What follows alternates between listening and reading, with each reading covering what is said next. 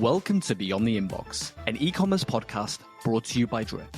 In each episode, you'll hear from top e-commerce marketers and founders who will reveal the customer-first strategies they're using to grow their sales, subscribers, and revenue. Now let's get into today's episode.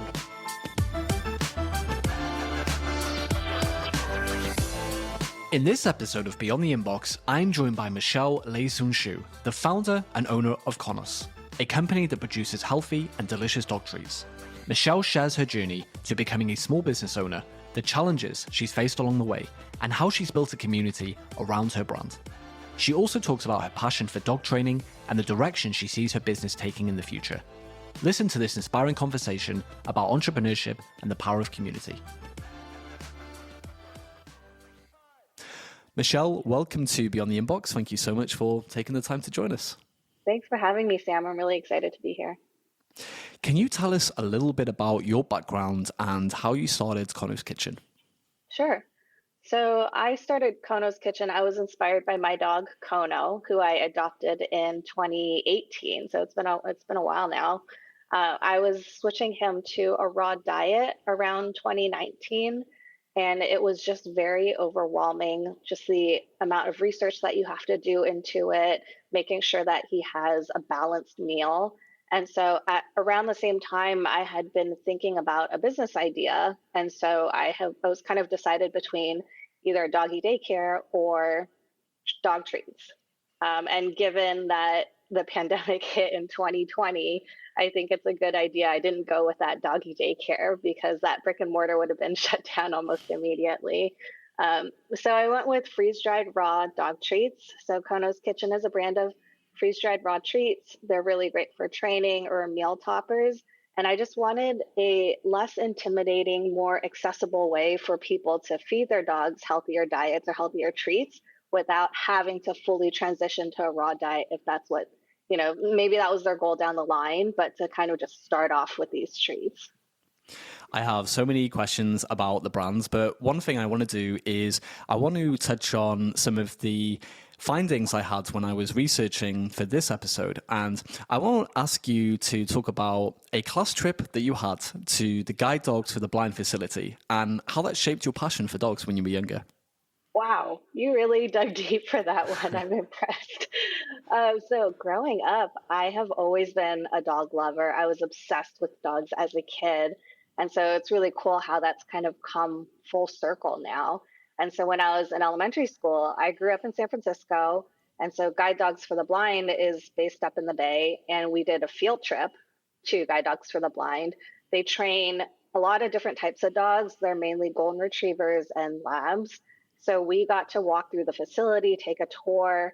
We got to see all the different puppies there and play with them. And that really, I remember coming home, and my mom will tell this story too. My teachers would tell her that I was obsessed with the dogs and I just didn't want to leave. And that passion for dogs has it's grown with me, as well as now a passion to empower dog owners. And so that's a big part of my brand as well. I find it so fascinating when there are these inflection points along the journey of a founder. And I have another one here that I wanted to ask you about. After college, you moved to Beijing without knowing any Mandarin, and you lived there for 5 years working in various startups. How did that experience doing social media management for those startups help later with marketing Konos Kitchen? That's a good question. That was my first kind of foray into marketing. I did a lot of social media marketing when I was there. It gave me a taste of how much of an impact content and social media can have on a startup or on a small business. And so that's something that has definitely carried over to my business now, where content is a big part of my strategy, mainly on Instagram. I'm also trying to focus more on TikTok, though who knows what's going to happen with that now. But really just putting out valuable content. That's something that I try to ask myself when I put anything out is this valuable to my audience? Am I bringing value? Am I teaching them? Is this something that is easily digestible in this day and age is also really important. I have a lot of questions about how you're marketing the brand, but One thing I want to touch on here is something that came up when you and I were having our pre-interview and we were talking before this interview. And I enjoyed hearing so much about your story with Kono, and I wasn't aware of what reactive behavior was. And I wanted to ask you, can you explain to our listeners what it is and how it influenced your decision to start a community for what you're calling imperfect pet parents? Yeah, absolutely. I really love that you asked that question. So, reactivity, in my definition, is overstimulation. And that's something that we see so often. It's anything from the small dog who's insecure and who yaps and barks at bikes and skateboards going by. And then it's, in Kono's case, also fear related, where he's triggered by larger dogs. So when he sees them at a certain distance that's too close, he will sometimes bark or growl to get them out of his space. And so this is something that I think that we actually see a lot and just maybe don't recognize as reactivity. And so for me, when that first started happening and he started exhibiting those behaviors, I felt really isolated. I felt really alone. There was this feeling of I can't walk down the street because he's going to bark and growl, and that's really embarrassing. And other people are going to think like, "What's wrong with you? Why can't you train your dog to behave?" And so that's something that I've become really passionate about, is helping others to not feel that way. And I also had found a community online that had helped me not to feel alone. And so for me, when I was starting Kono's Kitchen from day one, a big part of my mission was to make sure that I was building a community for all these imperfect pet parents, where I was showcasing on my social media, on my business social media, the challenges that I faced with Kono and the things that we go through that show that we're not perfect either. Like there's a lot we see on social media where you look at it and it just makes you feel bad because you feel like that's the level you should be at, or that's what you should be striving for, or where you should be at. And the reality of it is that, sometimes it'll take a long time to get there. Sometimes, realistically, with genetics, you may not get to where you want to be with your dog. And so those are some of the things that I've learned in the past few years that I really want to just pass along and help other people. What are some of the ways that you are helping people through your content? You mentioned social media. I know you started a blog recently as well. Can you speak a little bit more about that? Yeah, so I've always been a writer. So I've always loved writing. And so it felt very natural to write for my own blog and write from my own experiences. And part of that was also through my brand. I think one thing to mention too is I share a lot, not just about the challenges of having a reactive dog and training with him and working him through his triggers, but also the challenges of being a small business owner, of which there are many, many challenges. It's not an easy road for sure. But one of the things that I personally see that makes it very difficult is just seeing the good side of things and just seeing the wins. And so I think it's really important to also share the lows of running a business. I think that there's a lot that people can learn from that. There's a lot of, I think, solace and relief that people can find in hearing that someone else is going through the same things, even if they're presenting as much more successful than you are, than maybe you think. What role does community play in your marketing strategy in terms of customer retention? It's huge. And honestly, for me, it's something that has always come naturally. It's something that was a no brainer. It wasn't necessarily a strategic decision where I thought I need to build my community so that I can sell my treats and build this brand. For me, from day one, like I said, launching with wanting to build this imperfect pet parent community, that has always just organically been a part of my, quote unquote strategy. And that has been really huge. I think from a numbers standpoint, even if that wasn't necessarily my intention, my customer retention rate has been pretty high. I'd say I'd average anywhere between 40 to 50% customer return rate. And so I think a big part of that is having a community that not only loves the products, but also is 1,000% behind the mission and behind what I'm trying to do and the community I'm trying to build. Can you talk about the Discord you started recently and how that's working for you? Yeah, so Discord is something I started pretty recently. I think I started it this year, end of last year, and it was a way for my community to connect with each other because on Instagram, a lot of my content is on Instagram, and since I launched, that's where a lot of my efforts have been focused on. But the challenge there is people can go to your page, they can go to your posts and they can comment or reply to each other, but there isn't really that ongoing conversation. And so I wanted an online space for people where they could connect with other imperfect dog parents, where they could share resources, where they could support each other when they're going through different challenges. So, for example, we've got some people whose dogs are struggling with separation anxiety, and I don't specifically have a lot of firsthand experience with that with Kono, but there are other people in my community that have experience with that. And so that ability for them to connect with each other and to be able to share tips on what they did to get through those challenging times is just really beautiful to see. Can you discuss how your marketing strategy has evolved over time? What worked very well in the beginning and what is working well for you right now? That's a good question. I'd say I'd say historically email marketing has worked well for me, it's more about consistency. I think that's Mm. one thing that has been a challenge as a small business owner, where I'm a team of one, where I do, product sales, marketing, content creation. Luckily, I've got a couple teams of reps now who are helping me with some content creation and some feedback and things like that. But running the Discord and then email marketing has kind of fallen behind. And like even writing blog posts has been tough because it takes so much time.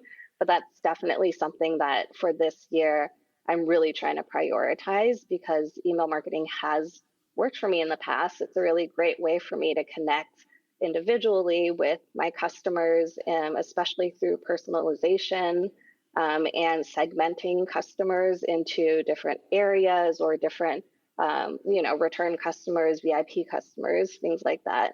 So that's something that has worked for me in the past and that I really want to focus on.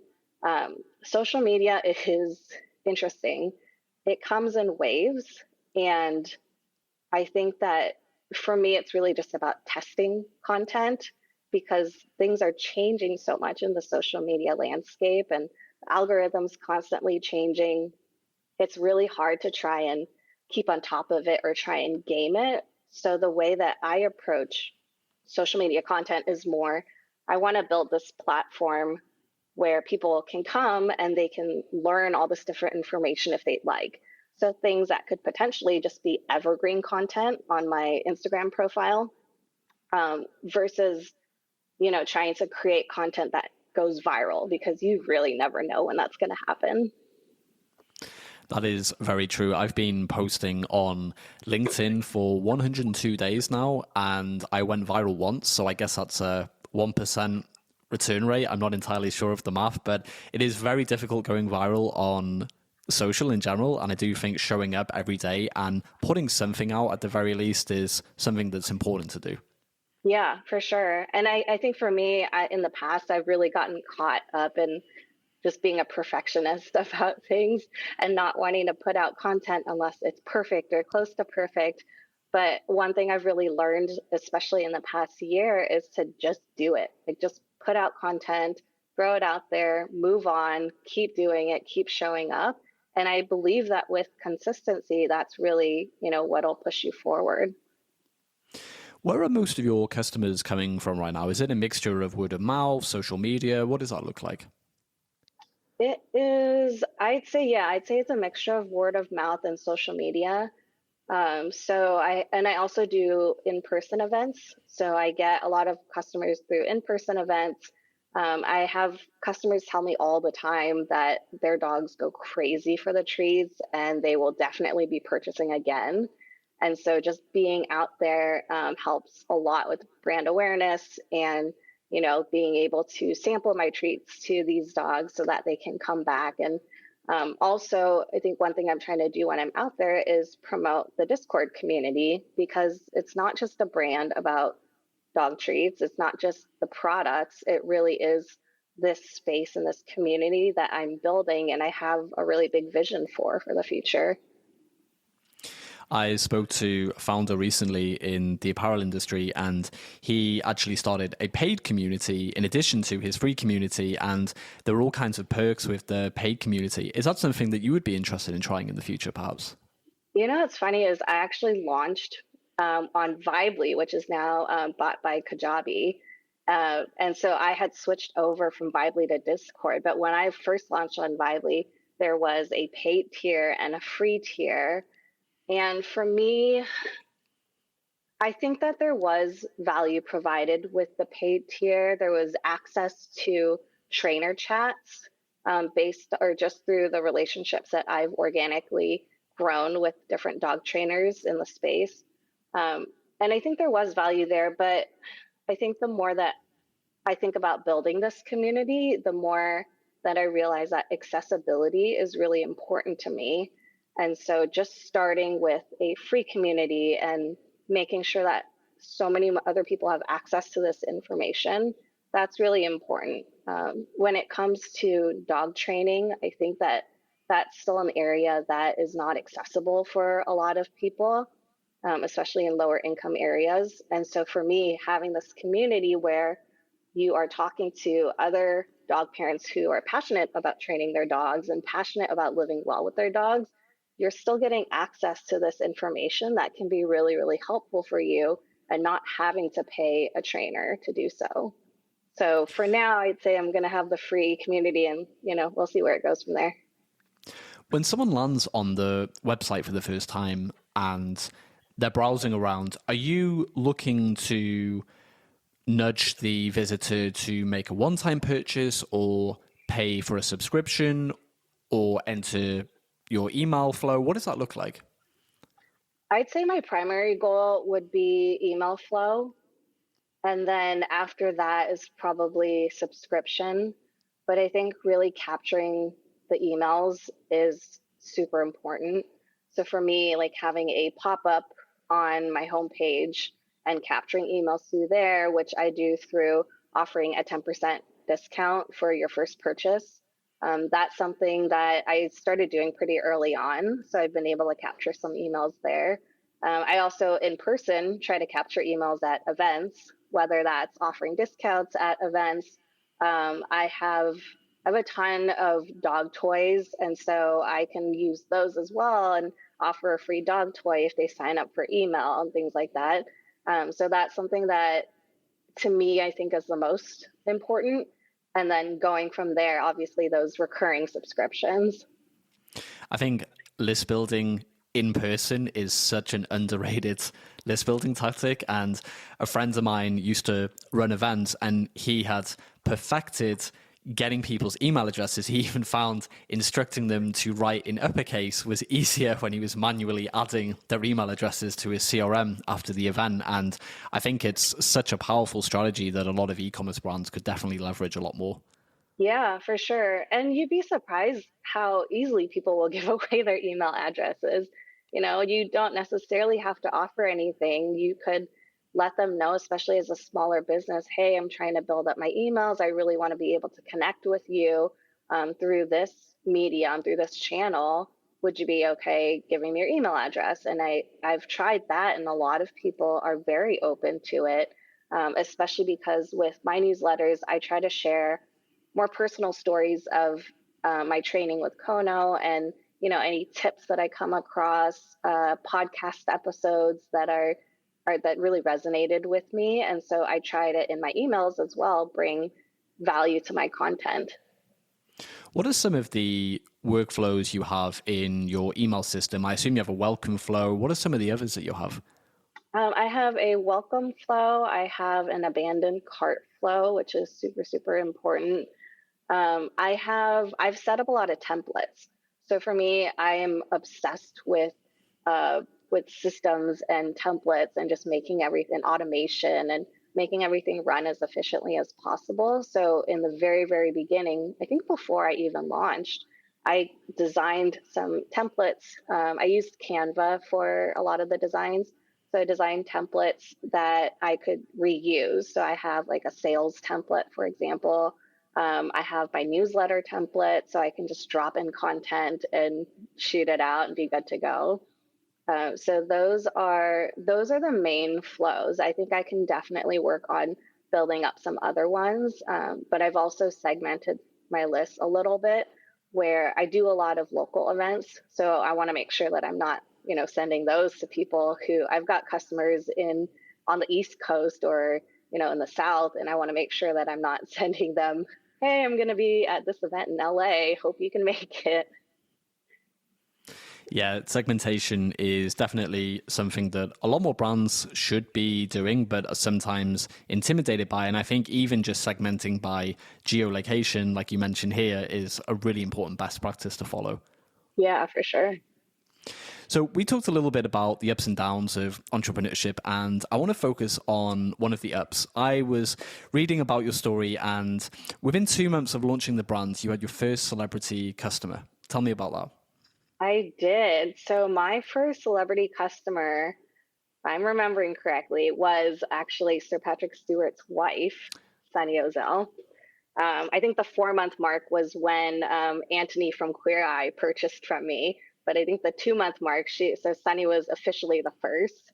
And I think she had just heard of me because I had in the beginning sent a lot of treats to influencers. And a lot of these also were, I think it's important to mention, I had built up very organic relationships with them. And for some of these people, they had become friends and we would talk about personal things. And that's not always going to be the case, I think, for every influencer you reach out to. But I do think that that sets a stronger foundation to build upon, where you're not just reaching out to somebody random and saying, hey, can I send you my treats? And then can you post about it? So I had sent them to somebody in New York. And because Sunny, I think, is from New York or was based there at the time, she had seen the treats and then just went on my site and purchased them. And the reason I knew it was her was because I actually followed her, not as Sir Patrick Stewart's wife, but as she's a singer-songwriter. And so I had already been following her. So I recognized her name immediately. And that was super exciting. That must have felt so, I can't even think of the word, validating so early on in your journey to have someone of that status purchase from you. It really was. And it was wild because it was like, it was because I sent it to that particular person who then posted and she saw it wasn't an intended outcome. It wasn't like I need to make sure that this celebrity gets my treats. It just happened. And I think the lesson for me there is you can't always you can't always plan for those things to happen. I think, again, like we were saying earlier, it's really just showing up consistently. It's, putting yourself out there. And that's something that I think I'm pretty good at, that I think has been to my advantage for sure. Just not being afraid to shoot your shot. You mentioned influencers, and I have a quote here that I want to read out. You said in one interview, I want to continue supporting and uplifting women of color. I want to be intentional about who I partner with and use my platform to highlight small businesses I believe in. As a woman of color and the daughter of immigrants, this has been important to me from day one of my company, and it will continue to be a cornerstone of our values. Tell me more about that. It's so important to me to be an example and to use my platform, small as it may be. Like I'm not big potatoes, but I don't even know if that's a thing. Small potatoes is a thing, but now I guess big potatoes is also a thing. It is now. It is now. It's always just been really important to me to, like you said, be intentional about who I partner with as much as I can. And a lot of that is people who are my friends, who I believe in their businesses. even on my social media, I have very close to a couple other small businesses in LA that also do treats. And I post about what they're doing. I post about their launches on my business social media. And I've always been very passionate about the fact that there's room for everyone. And I think that collaboration over competition helps everyone win. I think that's the best way for everyone to succeed. And so when I first launched my first year, I did holiday treat boxes. And so every other item in that treat box was a woman of color small business. And so things like that, or giveaways, partnering with for people for giveaways. In my rep welcome packages, I try to make sure that there are other women of color owned businesses that maybe people haven't heard of. And I think that's a good way to uplift and support them as well. I spoke to a founder recently and she was telling me she does something very similar. And I love this idea of building almost a community in itself of other founders and other businesses. And it really is a game of abundance where everyone is getting value and it brings everybody up. Yeah, it does. And there's so many of us that are doing this for the first time that have no idea what we're doing. And so it's really hard, especially as a solopreneur, to be able to have to go through this alone, but to be able to lean on other small business owners in your community, I think that's so invaluable. And to be able to ask them about their experiences or to talk about things that are challenging, because same with, the reactive dog parents, having someone else who has gone through the same thing as you can help you feel a lot less alone. And I think there's also a lot of inspiration to be taken from the people in those communities, because I know that I'm inspired every single day by these women of color. And that's something that I want to celebrate in all that I do with my brand. We've talked a little bit about the past. We've talked about the present. Where is the brand going? Where do you see Kono's Kitchen in the next couple of years? That is a very good question, because I am at kind of a pivotal point right now. So I can't reveal too much, but in general, I think it's kind of interesting because when I first launched Kono's Kitchen, it was more of a focus on nutrition and having a healthier diet and feeding healthier treats. Whereas as my passion for training with Kono and just training knowledge in general grew over the years, it's naturally sort of pivoted more in that direction, which worked out because the treats I wanted them to be perfectly sized for training treats. So it's kind of in that whole training ecosystem. Where I see the brand going is towards a training lifestyle brand. And so that's how I want to grow the business. I want to not only empower people currently who are training with their dogs, but to inspire those who don't typically train with their dogs to do so, because I think that leads to a more fulfilled dog, a better life with your dog, and it leads to just more happiness overall, in my opinion. I couldn't agree more, and I think that's a great place to start wrapping up. Michelle, where can our listeners go to learn more about Kono's Kitchen?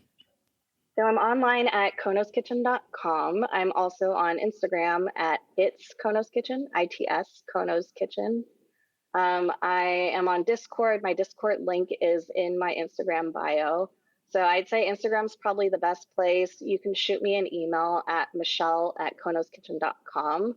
And on Instagram, if you send a message, it goes straight to me. So you're speaking directly to me. So any questions or any things like that, I love to talk about dogs and dog training. I'm not currently a trainer, although I am currently starting to shadow some trainers just to get some more information and build up my own knowledge. So I'm always happy to talk all things dogs. Perfect. Well, we will put all those links in the show notes. And Michelle, I want to thank you again for taking the time to join us. I really learned a lot, and I want to wish you all the best in the future with Kono's Kitchen and, of course, Kono. Thank you so much, Sam. This was really great. Thanks a lot.